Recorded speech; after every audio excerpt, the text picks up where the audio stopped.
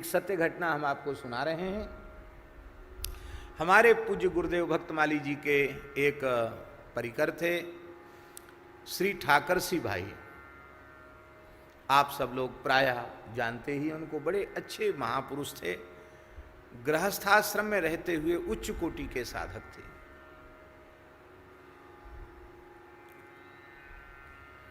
उनके साथी बाल संत कन्हैया जी का हमने एक दिन स्मरण किया था।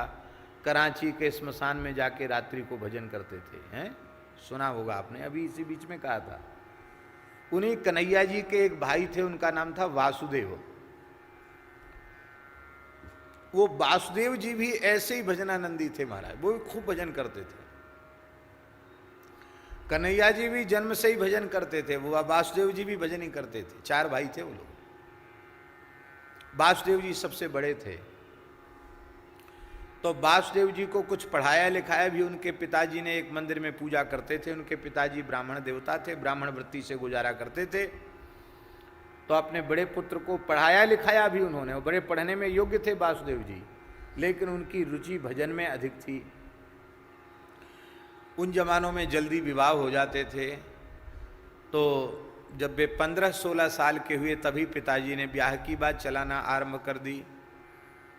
18 वर्ष की आयु में वासुदेव जी के मना करने पर भी एक विप्र कन्या से उनका विवाह तय कर दिया, और मुहूर्त आदि सब शोधन कर लिया कि तब जो जो भी होते हैं, क्या होता ना, तिलक तिलकोत्सव वगैरह, कब विवाह है, कब की लग्न है, कब की मंडप है, कब का मंडप है, वो सब निकाल लिया मुहूर्त।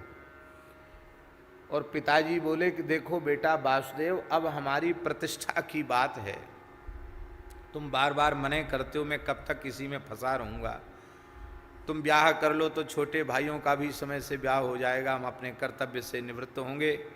मैंने विवाह तुम्हारा पक्का कर दिया, अब तुम कुछ बोलना नहीं, और कहीं कुछ करने की जरूरत नहीं है। मंदिर में पूजा करो, पंडिताई करो, उसी से हम लोगों का ब्राह्मण है, इसी से हमारा निर्वाह होगा।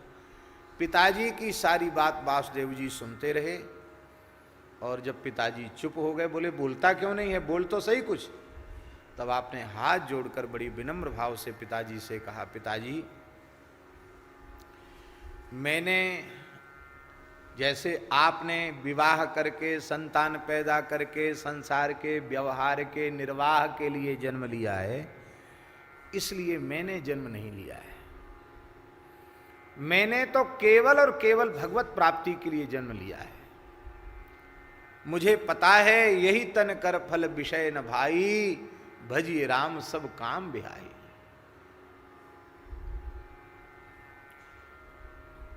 नर तन पाए विषय मन देही, पलट सुधाते 60 विष लेही। इसलिए हम जानबूझ के विष नहीं पी सकते। रही आपकी सेवा की बात, तो हम सेवा करेंगे आपकी जब तक हमारी सामर्थ्य, माता पिता की सेवा करें। आप जो काम कराओगे करेंगे, पर संसार में फंसेंगे नहीं। हम राम राम नहीं छोड़ सकते। संसार में हम फंसने के लिए नहीं आए, हम तो मुक्त होने के लिए आए हैं। उन्होंने तो बड़े विनम्र भाव से कहा था, पर पिताजी इतने आग बबूला क्रोध में हो गए कि उन्होंने जोर से एक तमाचा उनके गाल पर जड़ा और कहा, अरे मूर्ख, मैंने पैदा किया है, मेरा अधिकार है तेरे ऊपर, मेरा अधिकार है। गर्म हो गए। मैं जो कहूंगा सो तुझे करना ही पड़ेगा। ये बिल्कुल नाराज नहीं हुए, पिता को उत्तर नहीं दिया, प्रणाम किया और बोले, अब तक हमें यह पता नहीं था कि शरीर पर आपका अधिकार है। अब तक तो हम सोचते थे कि हमारे तन मन प्राण पर श्री रघुनाथ जी का ही अधिकार है, क्योंकि भगवान ने ही कृपा करके मनुष्य जन्म दिया है। पर आपने कह दिया कि ये शरीर हमारा है, हमने दिया है, हमारा अधिकार है, और हम जैसा चाहेंगे वैसा करेंगे। तो आपका शरीर आप वापस ले लीजिए। हमने संसार भोगने के लिए शरीर नहीं लिया है, हमने केवल भजन के लिए शरीर लिया है। और कहकर तत्काल वासुदेव ने ध्यान लगाया और ब्रह्मरंध्र के मार्ग से प्राण का निर्गमन हो गया। 18 साल का बालक समाधि लगाकर प्राण त्याग दिए। ले लो अपना शरीर वापस। संसार भोगने के लिए हमने शरीर नहीं लिया है, भजन के लिए शरीर लिया है। हक्के बक्के से रह गए पिताजी। महान योगी की तरह प्राणायाम चढ़ाकर प्राण त्याग दिए।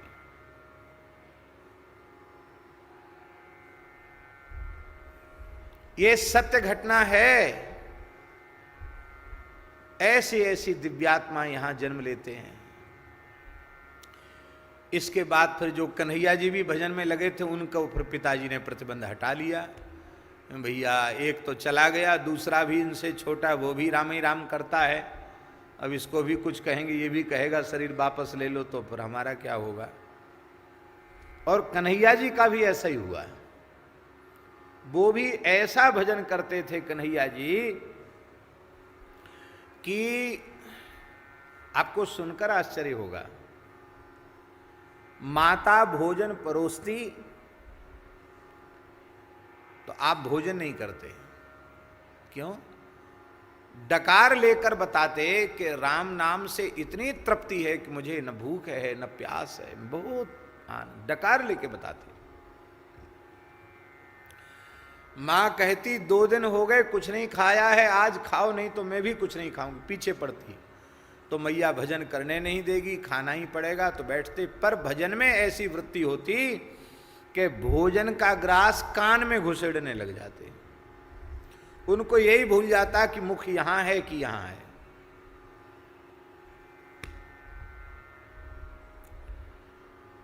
ध्रांगध्रा में जो श्री राम मंदिर है, वहां के परम सिद्ध संत श्री बालक दास जी के वे शिष्य थे। बाद में उनके पिताजी वगैरह सब वहां आके रहने लग गए थे ध्रांगध्रा में। जब विभाजन हो गया, भारत पाक विभाजन हो गया, तो एक दिन उनके पिताजी ने उनके गुरुजी से शिकायत की कि ये कन्हैया जो है घर में नहीं आता है, पता नहीं कहाँ खाता है कहाँ सोता है। तो उन्होंने कहा ये तो जंगल में भजन करता है, यहाँ भोजन के लिए 24 घंटे में एक बार आता है, और भोजन कोई दे दे तो कर लेता, नहीं तो वापस हो जाता है। तो तुम्हारा संग क्या करेगा? हमारा भी संग नहीं करता ये तो। हम गुरुजी हैं, हमारा संग तो करे। हाँ, हम कभी भगवत चर्चा करते हैं तो बस बैठ के सुन लेता और चला जाता है, कभी कुछ पूछता भी नहीं। चर्चा कर ही रहे थे, तब तक कन्हैया घूमते फिरते आ गए। गुरुजी ने बुलाया। गुरुजी ने कहा, कन्हैया। हाँ गुरुदेव। बोले तुम ये माता पिता शिकायत करते हैं कि तुम घर में नहीं रहते हो, किसी से बात नहीं करते हो, किसी का संग नहीं करते हो, क्या बात है? बड़े दुखी हैं लोग। तो हाथ जोड़कर कन्हैया बोले गुरुजी, संसार के लोगों को भवरोग लगा है। उनकी भाषा थी भवरोग लागू पड़ा है, और ये भवरोग महासंक्रामक रोग है। जैसे आजकल कोरोना वाला मरीज उसकी रेंज में आ गए, उसको छू दिया तो महामारी हो जाएगी, और ला इलाज बीमारी है। ऐसे ही भवरोगी के संपर्क में आने से भवरोग हो जाएगा। तो महाराज, ये माता पिता भाई बहन सबको भवरोग लगा हुआ है, संसार में सबको भवरोग लगा हुआ है। इसलिए मैं किसी का संग नहीं करता, ये बीमारी मुझे न लग जाए, असंग होके राम नाम जपता हूँ। तो गुरुजी हंसने लगे। गुरुजी बोले तो बात ठीक है, पर एक बात बताओ, तुम हमारे भी पास क्यों नहीं रहते हो? हमारे तो संग करो। तो बोले गुरुजी अपराध क्षमा करें, आप तो भगवान हैं, आप तो माया का आपके चित्त पर कोई प्रभाव नहीं है, पर मैं सामान्य जीव हूँ। इस मठ मंदिर की माया कहीं मेरे भीतर न घुस जाए, इस डर के मारे में आपका भी संग नहीं करता। आपने जो उपदेश दिया है, आपने जो नाम दिया है, उसका संग करता हूँ। कहीं इस माया में, मठ मंदिर की माया में मैं न फंस जाऊं, ऐसा वैराग्य था उनको। एक बार गुरुजी ने कहा, बेटा कन्हैया, हमको तीर्थ यात्रा का मन है, तुम मेरे साथ चलो। बोले जो आ गया। पिता माता से अनुमति लेकर के तीर्थ यात्रा करते हुए 4 धाम के बद्रीनाथ, केदारनाथ, गंगोत्री, जमुनोत्री सब पैदल होते थे उस जमाने में, और सब जगह दर्शन करके वृंदावन आए। वृंदावन आकर के और कई जगह घूमे। यहाँ आए, आकर कन्हैया जी बोले कि हमको तो अब यहीं छोड़ दो, आप भले ही ध्रांगध्रा लौट जाओ। बोले हमारे हमारा रहना मुश्किल हो जाएगा, उसी गांव में तुम्हारे परिवार के माता पिता सब लोग रहते हैं, लोग कहेंगे हमारी लड़के को कहाँ छोड़े आए, हम वहाँ तक एक बार पहुँचा दें, हमारा जिम्मेवारी पूरी हो जाए। अब गुरुजी से ज़्यादा बात हट करना नहीं चाहिए। एक दो बार प्रार्थना की, नहीं गुरुजी ने मानी तो बोले चलो गंगा जी चलें। वो कहते थे कि अक्षय तृतीया तक हमको यहाँ रह जाने दो, नहीं रहा। अक्षय तृतीया को पहुँचे सोरों जी गंगा जी, बहुत ध्यान से सुने, सोरों गंगा जी पहुँचे, गुरु शिष्य दोनों ने गंगा स्नान किया। स्नान करके सुंदर द्वादश तिलक धारण किए कन्हैया जी ने। गुरु जी भी तिलक स्वरूप धारण करके माला फेर रहे थे, ये भी माला फेर रहे थे। मंत्राज पूर्ण करते ही और बोले गुरुदेव श्री सीताराम जी आ गए हैं, विमान आ गया है, बस आप मुझे अनुमति दीजिए, अब मैं जा रहा हूँ।